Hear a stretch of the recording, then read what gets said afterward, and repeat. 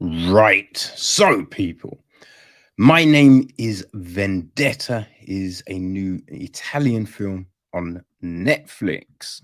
It is directed by Cosimo Gomez, who also co writes the film along with Andrea Nobile and Sandrone Dazieri.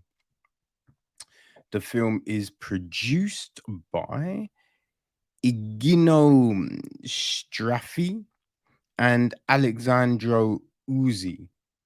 It is executive produced by Roberto Amoroso and line produced by Andrea Grazzani.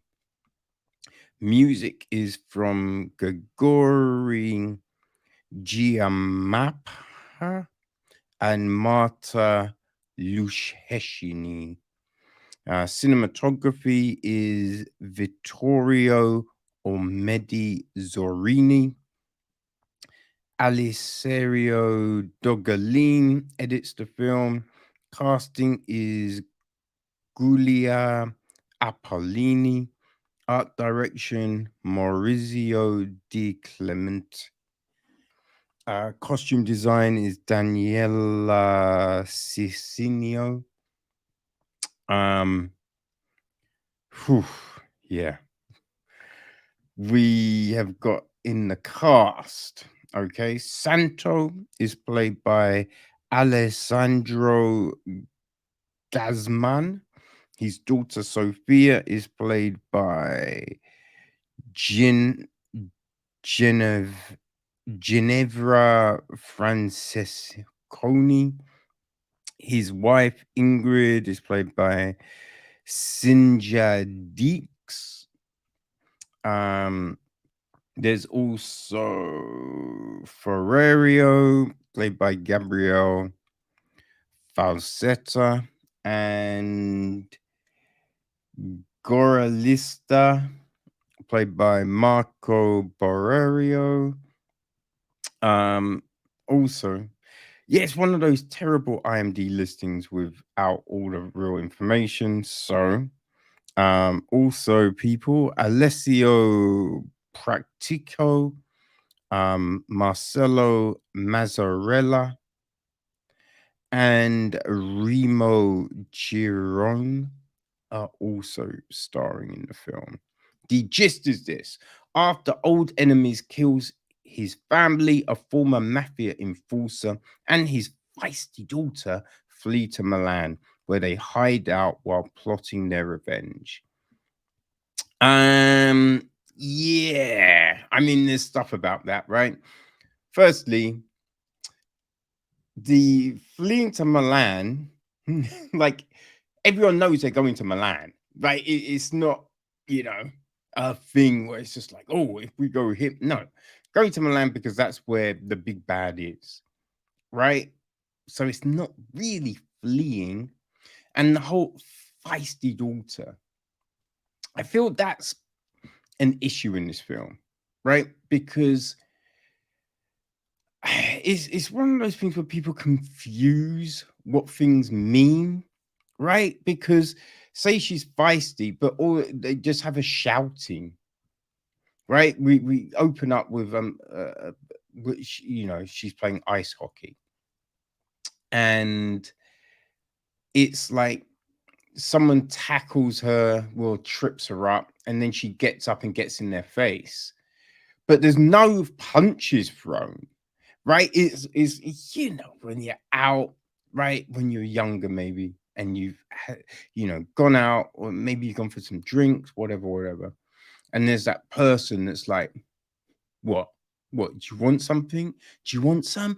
Do you? Do you fucking want? And will get in your face, but won't throw a punch or anything like that. Won't push you, and because they want you to start it, right? So then they can be like, oh, I was just defending him, right? That's what she is. That it's the it's the fucking barking, but with no bite, right? I don't think that's to me. That's not feisty. I mean, it's dumb as shit. It's not feisty.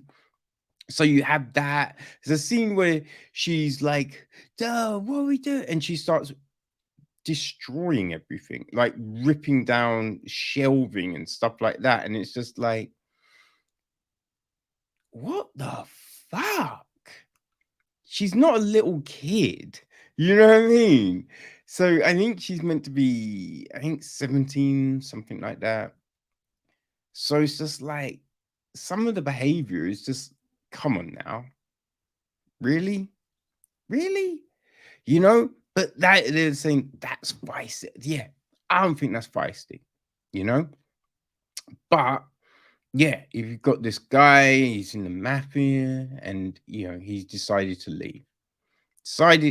He left, and now he's lying low. He's got a family, he's happy, but it's all like, I don't want my picture online, which fair. I know plenty of people that are like, yeah, no pictures. Don't put that picture on Facebook or Instagram or wherever, which is fair, you know. And obviously, the daughter doesn't listen, takes a picture. Now, everything that happens is technically her fault, right? Technically her fault. So another bit where she's told not to do a thing, obviously she does the thing, right? Which results in some bad things, her fault, right? But I think there's only one point where she's just like, "Oh, I probably shouldn't have put." And Dad's like, "No, you didn't do anything wrong." It's just like, yeah, you did. You did. You, you know, you were asked not to do a thing and you did it anyway. Because yes, you had no idea that it would lead to mafia coming after you, but someone has been like, I'd rather not have my picture online, okay? And you decided to go against that. It's kind of shitty. It's kind of shitty. And also, she's old enough to know that it is shitty. You know what I mean? But it's this big thing, right? So yes, now these people are after him. It looks like there have been some measures put in place in case something happens, but still, there's things that aren't there, which are just like, whoa, how the fuck have you got passports but not any first aid kits? Right? It's just like there's simple things that you would kind of assume someone in that field would have these things. You know what I mean? It just seems common sense, right? Right? But not so much, it would seem. Not so much. Which is kind of crazy. Kind of crazy. Now, I think some issues with the film might be down to translation because now, or might just be down to me, right? Because I just thought some of the language used between the father and daughter was a little weird, right? Like some of the things he would say to her, I was just like, man, that seems weird, right? I don't know. Like my darling sounds a bit odd. I kind of feel that might just be me though, right? But again, it's I think sometimes look, I deal with dubbing because obviously seeing subtitles is an issue. But there's sometimes when they dub that they don't get the whew, god damn it. Man, words can be hard to come by at times. But inflection, right? Don't get inflections right. So people just say things in a one tone, and you're like, oh, well, that comes out real weird. But obviously, you kind of feel it's probably, I don't think it was written like that, right? And yeah, so they get those things wrong, which can fuck with the flow of a film, you know? There's definitely bits and bobs that There's a lot of things that, you think if people are coming after someone, right, you're covering all exits, right? Or you're approaching in this manner. You're not just rushing in. And there seems to be a lot of rushing here, which makes for action for sure. But story-wise, don't doesn't necessarily make any sense. You know, we get a bit in the office when the son has got two prostitutes. Not really needed, right? Didn't need to see the girl naked. Just seemed like an odd choice for the film because it's not like it's full of nudity and it's that kind of so it seemed a bit of an odd one. The fights were fine, though you kind of feel that wouldn't someone in that profession they be better shots, right? There was that. Some people just terrible shots, you know? And this whole kill or be killed thing, fine. But he's like showing the daughter, be like, oh, this is what you do. It's just like, okay, no one's gonna learn with just a couple of minutes tutorial. That's not gonna do because she's a little girl. It's not like she's huge or she's like she ain't it doesn't really look like she's been working out. Now, looks healthy, looks, in shape, but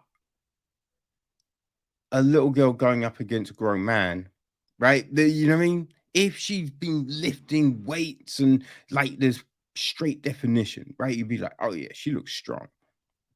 Didn't look strong. So yeah, there'd be problems.